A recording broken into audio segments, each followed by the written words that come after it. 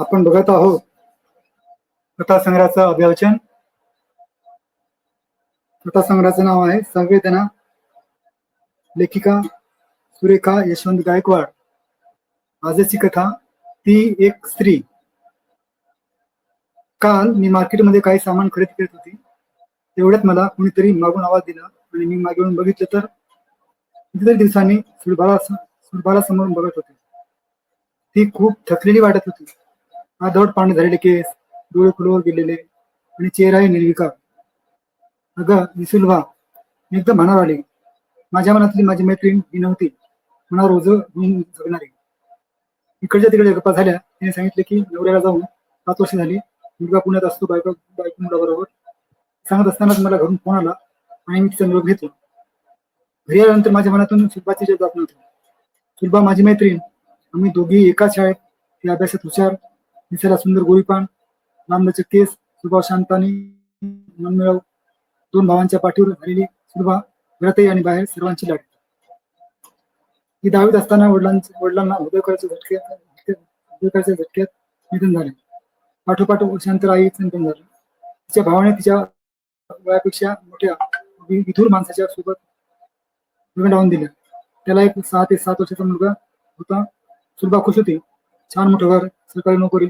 आपल्या स्वभावाने तिने मुलालाही तसे केलं. एक दिवस नवऱ्याने तिच्या समोर वेगळीच आट घातली. आपल्याला मूल होणार नाही, आपण बंटीची काळजी घ्यायची. सुलभा त्या दिवशी खूप रडली. तिच्यामधलं मातृत्व त्या दिवशी वान ठरलं. तिच्या रडण्याला काही अर्थ नव्हता, कारण अश्रू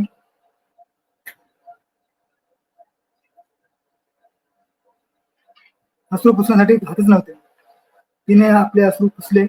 सुलभा बंटीवर खूप प्रेम करत होती, पण तिच्या मधली आई मात्र मनातल्या मनात नेहमीच रडत असायची. तिच्याजवळ सर्व सुख वैभव होते, पण तिला ते वैभव नको होते. तिला फक्त आई व्हायचं होतं. आईचं वैभव हवं होतं. एकदा गप्पा मारत असताना ती बोलली, बंटीच्या सोबतीला बहीण किंवा भाऊ असायला पाहिजे, पण तिच्या नवऱ्याने नकारच दिला. बंटी आता मोठा झाला. बंटीमध्ये ती आपला जीव रमवू लागली. बंटी मात्र सुलभाला मावशी म्हणून हात मागायचा. सुलभा नवऱ्याचं मुलाचं कर्तव्य व्यवस्थित पार पाडत होते.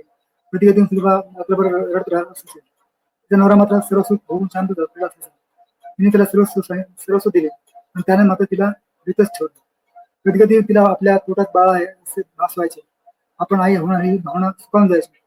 आपले डोहाळे जेवण, हिरवी साडी, केसार वगैरे माळलेले डोकर फूट, या मनोरंजक ती राहायची.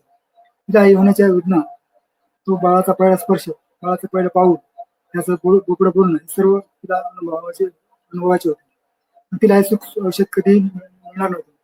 निसर्गाने तिला मातृत्व दिले, पण तिच्या नवऱ्याने आपल्या मुलांसाठी तिच्या मधल्या आईलाच मारून टाकले.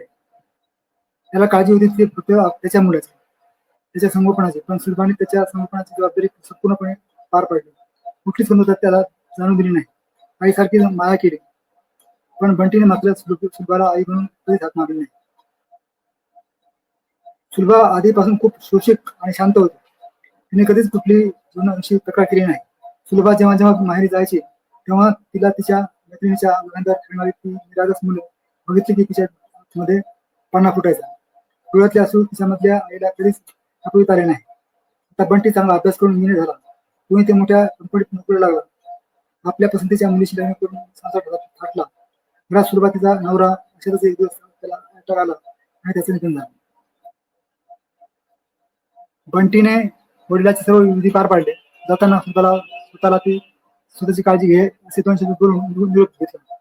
सुलभा कालही एकटीच होती आणि आजही एकटीच आहे, कारण तिला फक्त बाळाची आया आणि नवऱ्याची बायको म्हणून आणले होते. तिचा संसार असूनही तिला गमताच आले नाही. सर्व ऐश्वर्य वैभव देण्यापेक्षा मला आई होण्याचं भाग्य दिले असते तर आज मी सुखाने जगले असते, सुखावून गेले असते. आज माझी मुलगी असते तर आई माझ्याकडे राहणार नाही, आणखी हक्काचे मुलाचे मला लाभला असतं.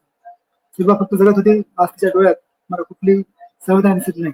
कुणासाठी जगत आहे, स्वतःसाठी की बंटीसाठी, पण आजही ती जगत आहे एक वांग आहे म्हणूनच.